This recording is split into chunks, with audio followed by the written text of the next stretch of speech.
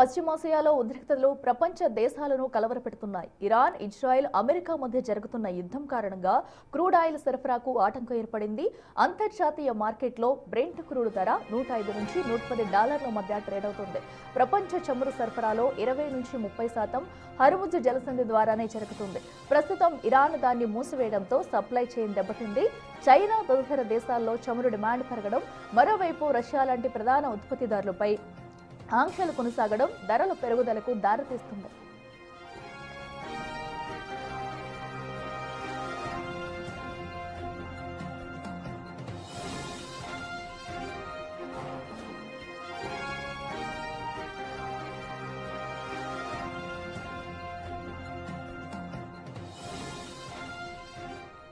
International మార్కెట్లో crude oil ధరల పెరుగుదల ఆయిల్ కంపెనీల లాభాలపై ప్రభావం చూపుతుంది.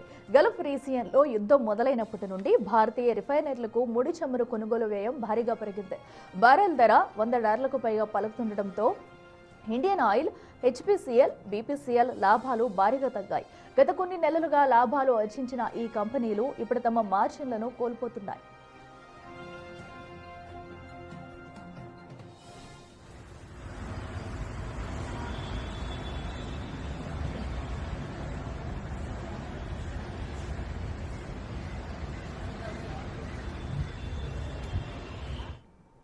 తాజా పరిణామాలు దేశీయంగా పెట్రోల్, డీజిల్ రిటైల్ విక్రయదారులపై ప్రభావం చూపుతున్నాయి. యుద్ధం ప్రారంభానికి ముందు $65 నుండి $70 వరకు పలికిన క్రూడ్ ఆయిల్ బారెల్ ధర ఇప్పుడు $100 మార్కును దాటేసింది.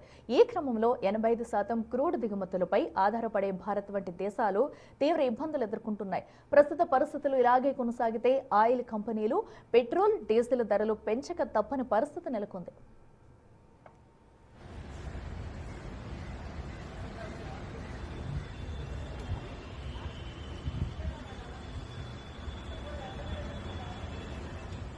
పెట్రోల్, డీజిల్ ధరలు పెరిగితే రవాణా ఖర్చులు మరింత భారం కానున్నాయి. నిత్యావసరాలు, పాలు, కూరగాయల ధరలు భారీగా పెరిగి ద్రవ్యోల్బణంపై ప్రభావం చూపనున్నాయి. మరోవైపు చమురు దిగుమతుల కోసం ఎక్కువ డాలర్లు ఖర్చు చేయాల్సి రావడంతో అంతర్జాతీయ మార్కెట్లో రూపాయి విలువ మరింత బలహీనపడే అవకాశం ఉంది. ఒకవేళ బారెల్ చమురు ధరలు $130కు చేరితే భారత్ జీడీపీ వృద్ధి రేటు 1% తగ్గే ప్రమాదం ఉందని ఆర్థిక నిపుణులు హెచ్చరిస్తున్నారు.